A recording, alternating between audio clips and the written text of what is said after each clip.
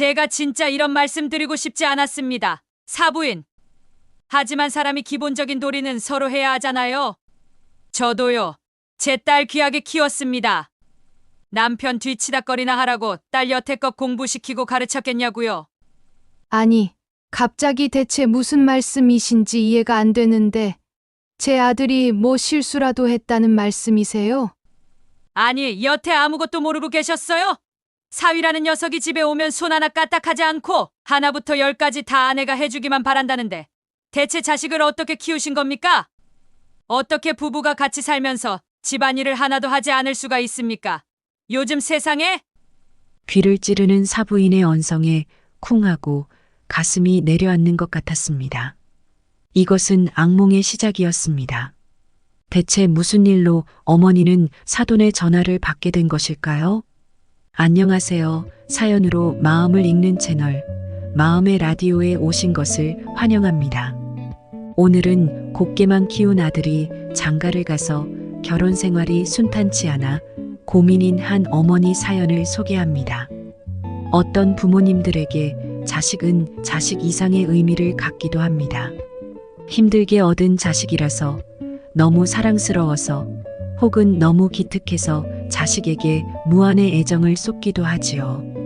지극정성을 쏟아 키운 너무 귀하게만 여겨졌던 소중한 자식, 내가 그렇게 공들여 키우면서 늘 세상에서 환영받고 좋은 대접을 받으며 살기를 바랬을 것입니다.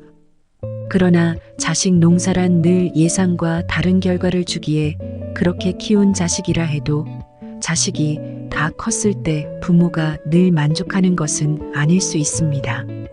혹은 예상치 못했던 일들로 오히려 소가리를 하게 되는 일도 많지요. 잘 되라고 물심양면으로 애쓰며 키운 아들이 결혼을 했는데 오히려 부모의 골칫거리가 되어버린 한 어머니의 사연을 통해 자식이란 어떻게 키워야 하는지에 대해 생각해 보고자 합니다. 오늘도 사연 끝까지 시청해 주시고 지혜를 나누어 주세요. 구독과 좋아요는 큰 힘이 됩니다. 그럼 지금 사연 시작합니다. 안녕하세요. 저에게는 결혼한 지 10년이 넘어 간신히 얻은 외동 아들이 하나 있습니다. 결혼을 하자마자 너무나도 간절히 아이를 원했지만 도무지 아이가 생기지 않아서 정말 힘들었지요. 몸에 좋다는 것도 많이 먹어보고 무당을 찾아가 어떻게 하면 애가 생기는지 부적을 써보기도 했답니다. 그 당시에는 지금처럼 시험관이니 그런 게 흔치가 않았어요. 방법이 없어서 애를 입양을 해야 하나 그렇게 생각을 하고 있을 때에 기적처럼 아이가 생겼지요. 정말 얼마나 좋았는지 말도 못하죠. 아이를 기다려본 사람들은 알 거예요. 그 날아갈 듯이 기쁘고 행복한 마음요. 자그마치 10년이에요. 10년을 기다려서 얻은 너무도 귀한 아이였습니다. 모든 아이가 다 귀하겠지만 저한텐 그렇게 특별하고 또 정말 소중한 아이였어요. 아들 하나 있는 거 정말 제가 무엇이든 다 해주고 싶었습니다. 한 번 입은 옷은 꼭 빨아서 깨끗이 입혔고요. 언제나 집밥을 따뜻하게 해서 줬지요. 아들을 위해서 힘든 줄도 모르고 그렇게 했어요. 언제나 보면 너무 신기하고 잘 자라주는 것이 마냥 기특하고 고마웠어요. 내가 해줄 수 있는 건 다 해줬어요. 귀한 마음으로 귀하게 키웠습니다. 어디 가서든 귀한 대접을 받기를 바랬지요. 내가 집에서 이렇게 귀하게 대해주면 이 아이는 어디 가서도 대접을 받는 그런 사람이 될 거라고 생각했어요. 10년 만에 가진 아이를 혼신의 힘을 다해 키운 어머니. 그 아이는 다 자라서 성인이 되었고 결혼까지 했습니다. 과연 어머니가 바라던 대로 아이는 어디에서나 대접을 받는 그런 사람이 되었을까요? 잘 사는 살림은 아니었지만 애 하나 어떻게든 부족함 없이 해주려고 노력했습니다. 다행히 큰 말썽 없이 대학까지 잘 나오고 취업도 잘했지요. 얼마나 고맙고 대견했는지 모릅니다. 이제 결혼하고 가정을 꾸려 애 낳고 오손도손 사는 걸 보면 저는 정말 바랄 것이 더 이상 없겠다는 생각을 했지요. 며느리도 마음에 들었거든요. 직장에서 만난 아주 착실한 아가씨였어요. 똑 부러지고 야무져서 둘이 결혼하고 살면서 무슨 일이 생겨도 잘 이겨내겠구나 싶을 정도로 믿음이 가는 아이였지요. 결혼식장에서 너무 감격스럽고 감정이 북받쳐서 저도 모르게 눈물을 한 바가지 쏟았지 뭡니까. 사람들이 내가 아들 장가 보낸다고 섭섭해서 그런 줄 아는데 사실 그게 아니었어요. 그동안 아들을 너무 애지중지하며 키웠는데 이제야 그 보람을 내가 얻는구나. 제대로 잘 키운 어른이 되었구나 싶어서 감격해서 그런 겁니다. 너무 행복했어요. 아들 결혼하던 날이 아마 제 인생에 아들 임신했던 날 이후 두 번째로 행복했던 날일 거예요. 그렇게 아들이 장가를 가고 이제 저는 제 역할은 다 끝났다고만 생각했지요. 좀 허전하기도 하고 섭섭하기도 했지만 저는 만족스러웠습니다. 정말 저는 후회가 남지 않을 정도로 아들 키우는 데에 최선을 다했다고 자부했거든요. 아들 장가 간 것이 시원할 정도로요. 그렇게 이제 아들도 또 저도 각자 꽃길만 걷게 될 줄 알았지요. 아들의 결혼식에서 감격의 눈물까지 흘리셨다는 어머니. 그러나 어머니 예상과 달리 아들이 결혼 후 예상치 못했던 일들이 생기기 시작했습니다. 며느리가 명절에 오면 자꾸 저한테 아들이 집안일을 하나도 안 한다며 투덜대는 거예요. 그래서 제가 아들 붙잡고 이야기를 했지요. 이제 결혼했으니 너도 내 몫을 해야지. 어찌 집안일을 하지 않느냐고요. 제가 며느리 보기 너무 민망했습니다. 둘이 똑같이 같은 직장에서 맞벌이를 하고 있는데 아들만 집안일을 하지 않는다는 것이 말이 안 되잖아요. 제가 아들을 불러다가 나무랐어요. 예, 아니 며느라기가 너 집안일을 하나도 안 한다는데 그게 무슨 소리냐? 너도 같이 해야지. 어째 넌 하나도 안 하는 거야? 아니, 엄마. 나 평생 그런 일 한 번도 해본 적이 없잖아요. 갑자기 집안일은 무슨 일? 뭐, 내가 할 줄 아는 게 있어야 하지. 갑자기 밥이며 빨래며 나 어떻게 하는지 아는 게 하나도 없다고요. 아, 그리고 퇴근하면 너무 귀찮고 힘들어. 할 줄 아는 사람이 좀 하면 되지. 그게 뭐 대수라고. 아들의 말에 엄마는 말문이 막혔습니다. 다 커서 장가를 갔으니 이제 알아서 하겠거니 그렇게만 생각했습니다. 하지만 아들은 어머니 예상과 달리 집안일에는 전혀 관심을 두지 않고 있었고 해야겠다는 생각조차 없었던 겁니다. 아니, 그러면 안 되잖아. 집안일 하고 싶어서 하는 사람이 어딨냐? 해야 하니까 하는 거지. 넌 내 아내한테 미안하지도 않아? 퇴근하면 피곤한 건 똑같을 텐데. 어째서 그렇게 못되게 구는 거야? 어머니는 아들을 다그쳤습니다. 엄마는 좋아했잖아요. 집안일. 맨날 나한테 다 해줬잖아. 엄마가 나보고 이런 일 하지 말고 대접받으면서 살라면서. 그럴 땐 언제고 또 지금은 갑자기 나보고 그런 일을 하라는 거예요. 아들의 입에서 나온 말에 자신도 모르게 깜짝 놀란 어머니. 분명 자신이 했던 말이 맞았음에도 어머니는 당황스러웠습니다. 아들이 어렸을 적 그저 습관적으로 자신도 모르게 중얼거렸던 주문과도 같았던 말 습관이었습니다. 우리 아가 귀한 대접받고 귀한 아이로 크거라. 굳은 일은 다 엄마가 해주마. 넌 아무 염려 말거라. 어리고 귀여웠던 외동아들에게 늘 주문처럼 들려주었던 어머니의 말이 분명했지요.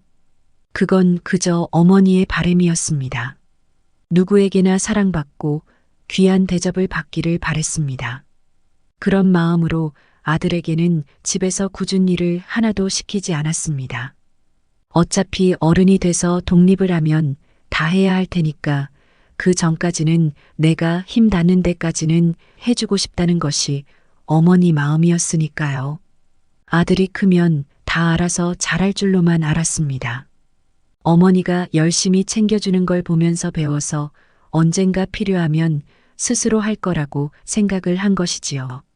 그러나 다 큰 아들의 입에서 나온 말은 어머니에게 큰 충격을 안겨주었습니다. 난 이런 일 하기 싫어. 평생 안 하던 귀찮은 일들을. 결혼했다고 해서 내가 왜 해야 되는데. 너무도 당연하다는 듯 집안일이 하기 싫다는 아들의 태도에 어머니는 기가 막혔습니다. 아니, 이제 너도 결혼을 했으니 스스로 해야 할 것 아니야.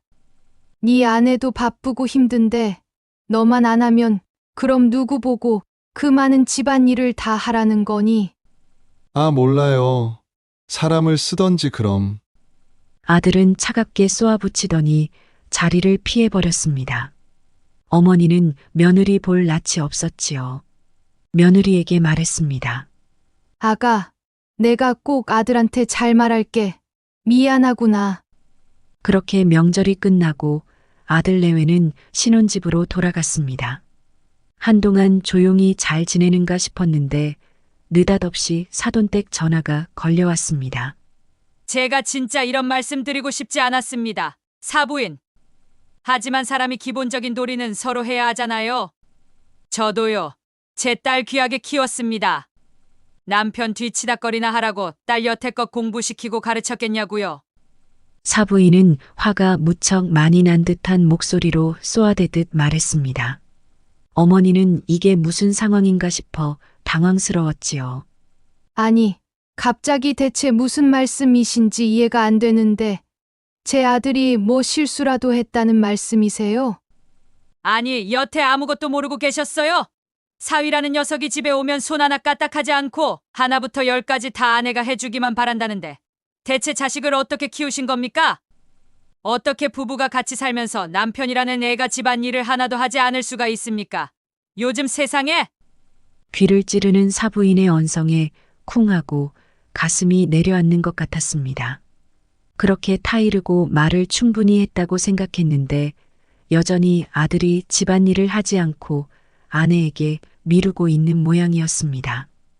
어머니는 침을 꿀꺽 삼키고는 사부인에게 침착하게 말했습니다. 제가 아들한테 다시 잘 이야기해 보겠습니다.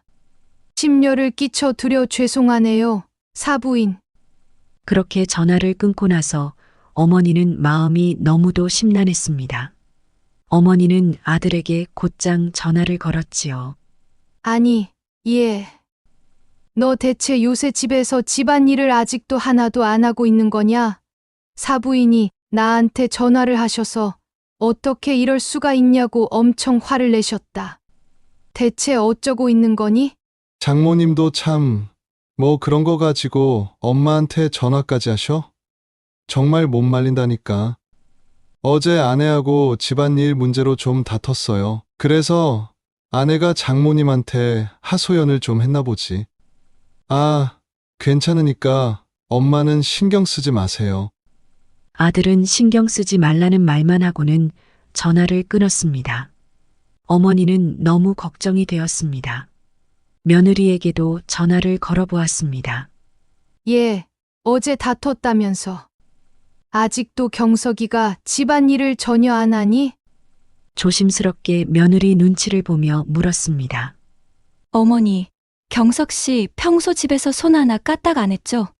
사람이 무슨 왕족도 아니고 집에 오면요. 아무것도 안 하려고 해요. 물을 마셔도 컵을 제자리에 놓지도 않아요. 양말 빨래통에 넣는 것도 안 하고요. 저는 태어나서 경석 씨처럼 집안일을 아무것도 안 하는 사람은 처음 봐요. 대체 평소에 어떻게 살았길래 사람이 이 모양이에요? 연애할 때는 경석 씨가 이런 사람인 줄 저도 전혀 몰랐어요. 근데 같이 살아보니까 정말 심각해요. 아니, 어머니, 대체 경석 씨를 어떻게 키우신 거예요? 사람이 어떻게 집에서 자기 손으로 할 줄 아는 게 하나도 없을 수 있죠? 며느리의 목소리가 송곳처럼 어머니의 가슴을 콕콕 찔러왔습니다. 평소 아들을 집에서 키우면서 단 한 번도 문제라고 생각해 본 적이 없는 행동들이었지요. 늘 아들이 피곤할까봐 미리 방도 다 치워주곤 했고, 아들이 벗어놓은 옷들은 아무 말하지 않고 어머니가 늘 치워서 빨아서 정리까지 다 해주곤 했으니까요. 그런 일을 하는 것이 어머니는 당연히 자신의 몫이라 여겼고, 그걸 즐거운 마음으로 했던 어머니였습니다. 아들을 위해 그렇게 하는 게 전혀 힘들다고 여기지 않았지요. 그러나 그런 일이 다른 사람 눈에 이토록 다르게 비춰질 수 있을 줄 아들 키울 땐 생각해 보지 못했습니다. 아니, 어떻게 사람이 밥 차릴 때 수저도 놓지 않고 먹고 나서 빈 그릇을 싱크대에 가져다 놓을 줄도 모르냐고요. 마치 옆에 무슨 하인이라도 따로 있는 것처럼 자신은 맨날 몸만 싹 빠져나간다니까요.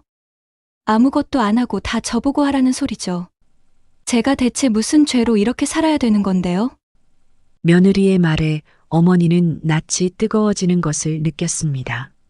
어머니는 기어들어가는 목소리로 간신히 말을 했어요. 다 커서 독립하면 지가 알아서 할 줄 알았지. 그 말 말고는 어머니가 할 수 있는 말이 없었습니다. 아깝고 또 아까워서 그 귀한 손을 아껴주고 싶었기에 굳은 일은 다 자신이 도맡아 대신 해주었던 어머니. 지금은 그런 자신의 행동이 조금씩 후회가 되기 시작했습니다. 어머니는 그 이후에도 아들에게 연락을 해서 집안일을 같이 해야 한다고 타이르고 또 타일렀지만 아들의 오래된 습관은 잘 고쳐지지 않았습니다. 아들은 평소에도 하지 않던 자질구레한 귀찮은 일들은 하기 싫어했고 아내와 계속 집안일로 다툼을 벌이는 일이 많아졌습니다. 그럼 차라리 청소업체를 쓰자고. 밥도 사다 먹고. 아들과 며느리는 결국 돈으로 가사 노동을 해결하기로 합의를 했습니다.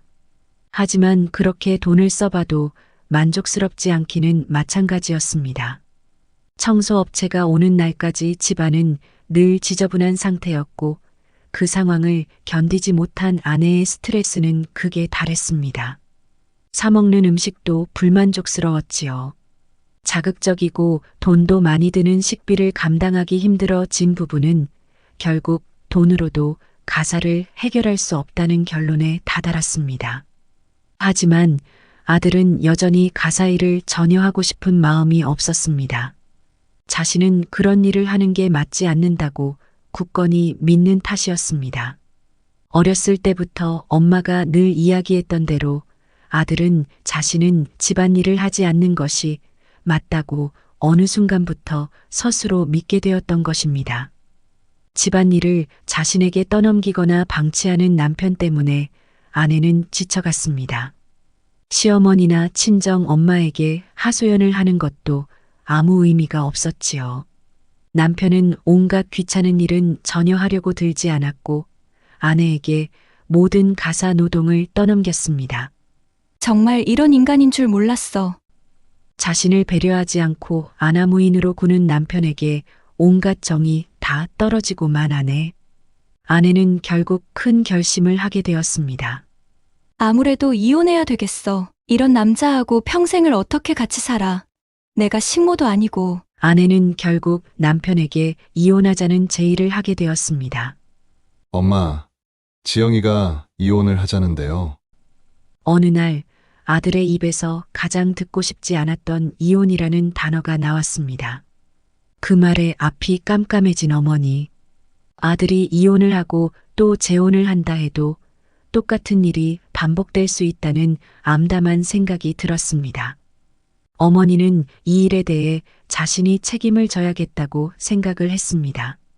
내가 돈을 대줄 테니까 집안일 해주는 도우미를 아예 고용하면 어떻겠니? 도무지 아들이 집안일을 할 생각이 없고 차라리 이혼을 하겠다고 하자 어머니는 궁여지책으로 돈으로 떼어볼 생각을 했습니다. 아들은 그 생각을 아내에게 전달했고 그렇게 둘은 잠시 타협을 하게 되었습니다. 매달 몇백만 원의 돈을 아들 내외를 위한 가사도우미 비용으로 지급하게 된 어머니.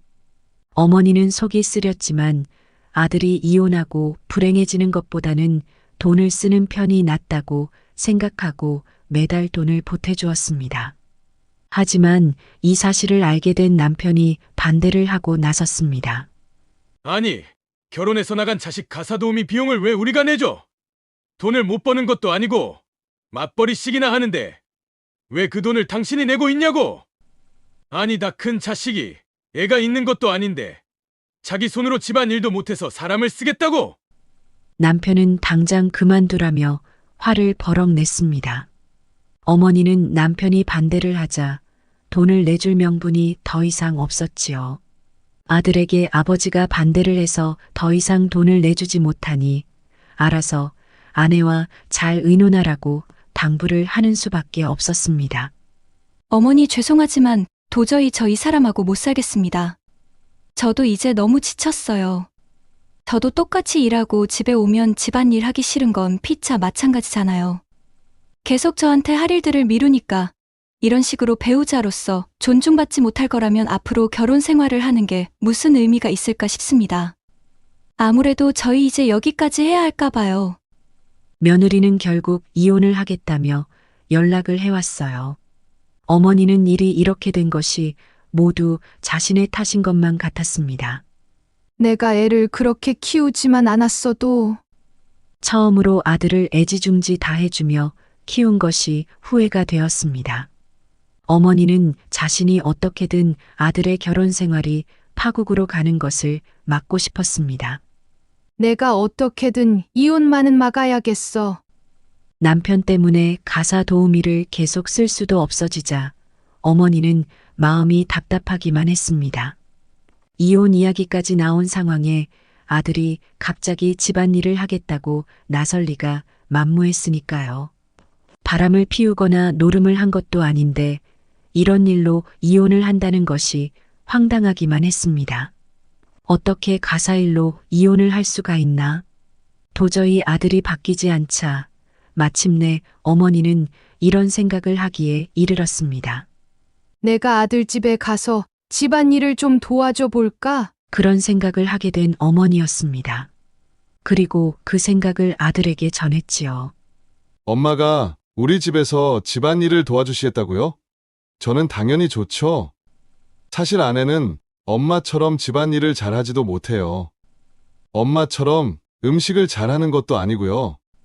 저도 사실 아내가 해주는 음식이 맛없고 별로 먹고 싶지도 않았어요.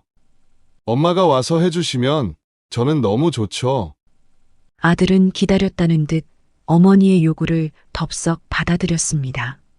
아마 지영이도 엄마가 반찬도 해주시고 청소도 대신 해주시고 하면 크게 불만 없을걸요? 사실은 자기도 하기 싫어서 그러는 거 아니겠어요? 이런 일로 싸우는 것도 이제 정말 서로 피곤해요. 아들은 어머니의 제안을 무척이나 반기는 듯 했습니다. 그 반응에 어머니는 힘이 났습니다. 그렇게 아들 내외가 출근을 하고 나면 어머니가 아들 집으로 가서 집안일을 해주는 일상이 시작되었습니다. 어머니는 내외가 치우지 않은 살림살이를 정돈하고 빨래를 돌리고 청소를 했습니다. 그리고 밑반찬을 만들어 놓고 국도 끓이고 밥도 얹어 놓았지요. 그렇게 하면서 마음이 편해지는 걸 느꼈습니다. 아들 내외도 어머니가 집안일을 도맡아 해주면서 크게 불만이 줄어들게 되었지요. 아무리 돈을 주고 사람을 써도 어머니처럼 해주는 사람은 없었으니까요. 자기 집인 것처럼 정리정돈이 되어 있는 집, 영양이 가득한 정성스러운 음식들이 차려져 있는 식탁. 부부는 어머니의 정성 덕에 그렇게 위태로웠던 부부관계를 차츰 회복하고 있었습니다. 그렇게 평화를 되찾았나 싶었던 때였습니다. 화장실 청소를 해주던 어머니는 바닥에서 미끄러져 엉덩이에 골절상을 입고 말았습니다. 병원에서 몇 주간 입원을 해야 했지요. 그 사이 아들 집은 엉망이 될 것이 뻔했습니다.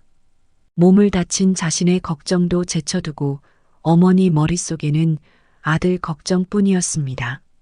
아이고, 내가 여기 누워있는 사이에 쟤네들이 이혼을 하면 어쩌나. 그 걱정에 어머니는 마음이 편치가 못했습니다. 그리고 생각을 했지요. 내가 죽고 나면 어쩌지? 내가 건강할 때는 계속 이렇게 집안일을 해준다 쳐도 내가 죽고 나면 쟤네들은 과연 어떻게 될까? 그렇게 생각하자 어머니는 자신이 대신 일을 해주는 것으로 끝낼 일이 아니라는 생각을 하게 되었습니다. 이래서는 답이 없겠구나. 뭔가 대책이 필요해. 어머니는 곰곰이 생각을 하기 시작했습니다.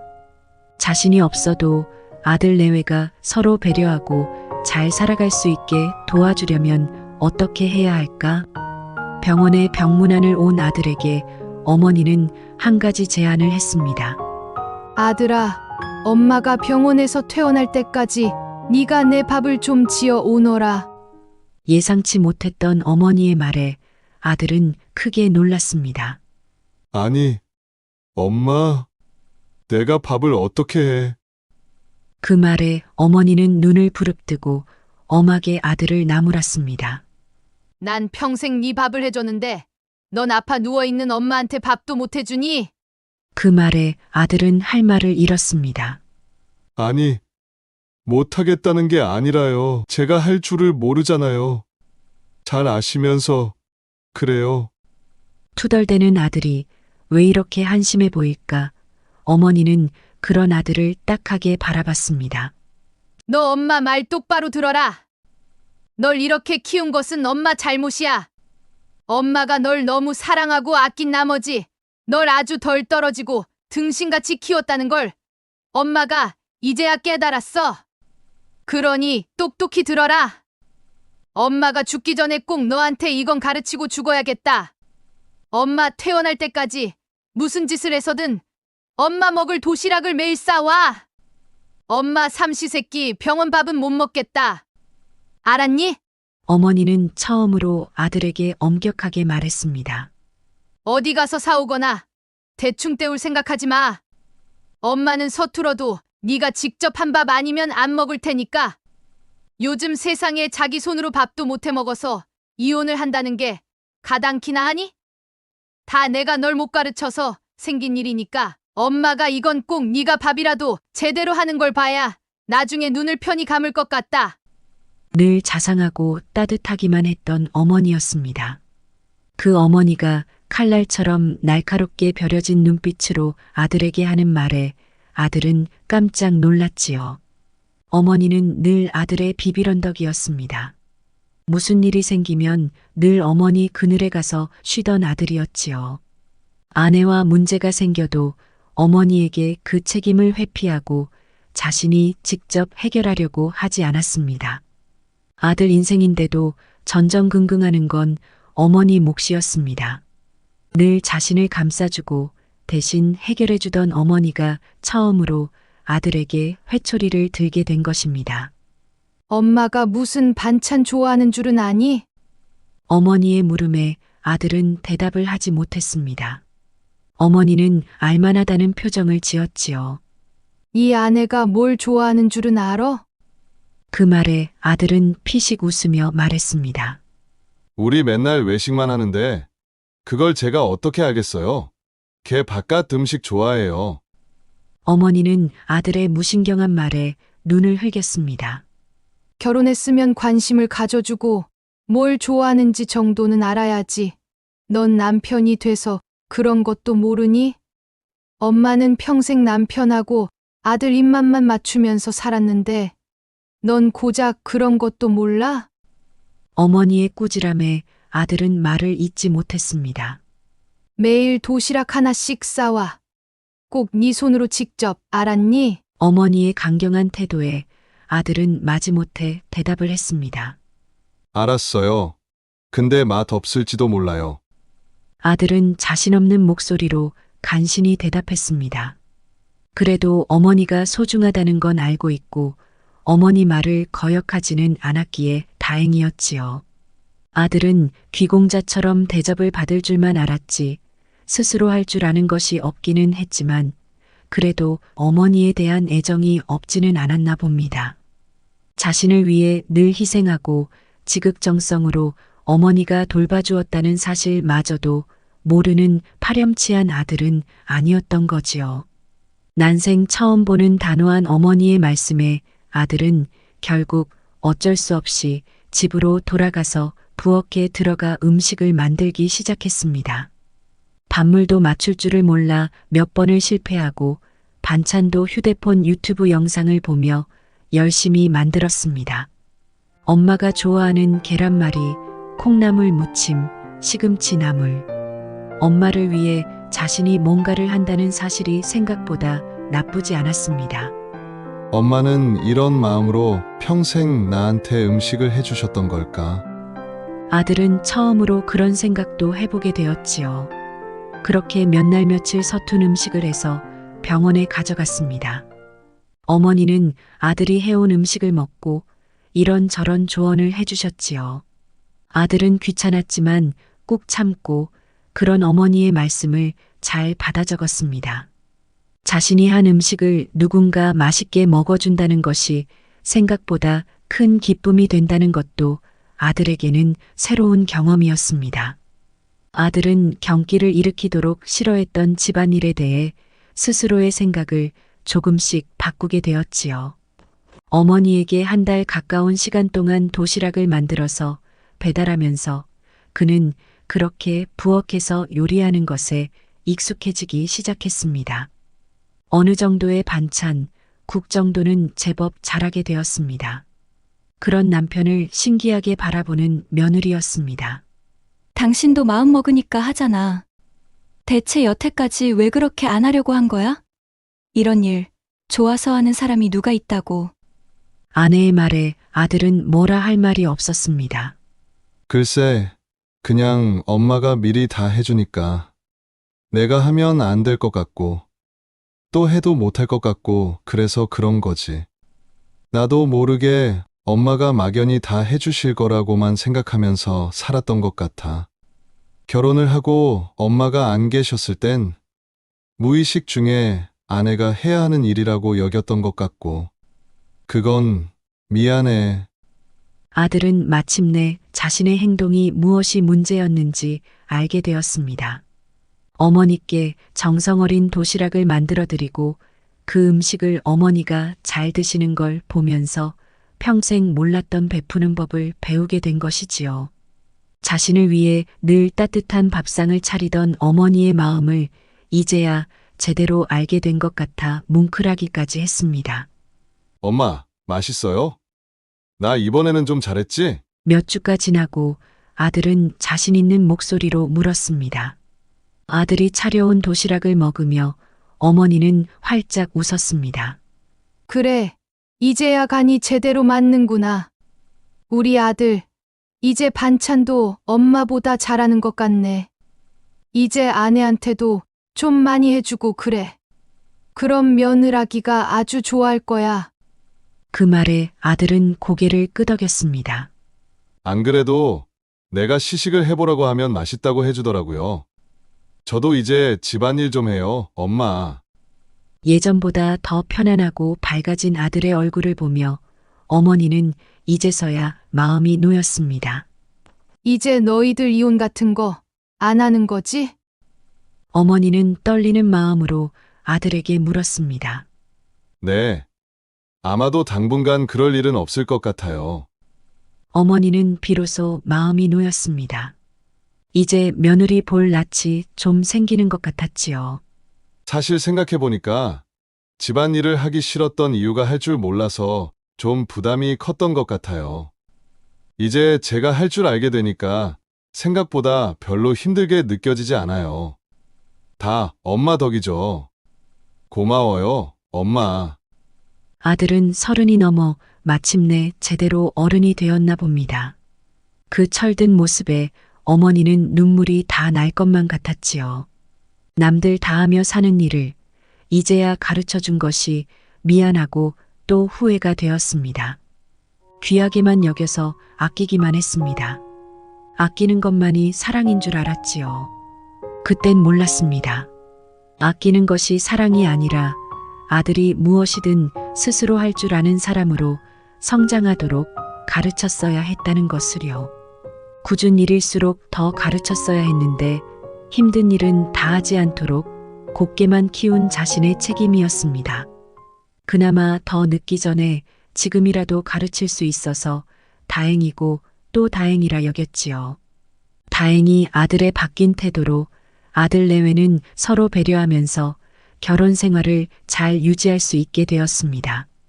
병원에서 퇴원한 어머니는 더 이상 아들 내외의 집에 일해주러 가지 않아도 되었습니다. 뒤늦게라도 아들에게 가르침을 전한 어머니는 이제야 마음 편히 노후를 보낼 수 있게 되었지요. 오늘 이야기 어떠셨나요? 자녀가 다 컸을 때 부모가 기대했던 모습이 아니라는 생각이 들 때가 있습니다. 그럴 때 여러분들은 어떻게 행동하시나요? 다 큰 자녀에게 꾸지람을 하거나 싫은 소리를 했다가는 부모 자식 관계가 더 나빠지는 일들도 많지요. 그래서 자녀가 장성하면 부모님들은 말을 아끼게 됩니다. 차라리 내가 희생하고 말지 이런 생각을 많이 하게 되지요. 하지만 다 큰 자녀라 할지라도 가르칠 건 가르쳐야 할 때도 있습니다. 그럴 땐 부모로서 강단 있는 모습을 보여야 할 수도 있을 것입니다. 그런 순간이 있었나요? 그럴 때 어떻게 해결하셨나요? 여러분들의 지혜를 들려주세요. 지혜가 모이면 다른 사람의 인생을 바꿀 수 있을지도 모르니까요. 오늘 이야기가 마음에 드셨다면 구독과 좋아요를 부탁해요. 마음의 라디오는 다음 시간에 또 새로운 사연으로 찾아오도록 하겠습니다.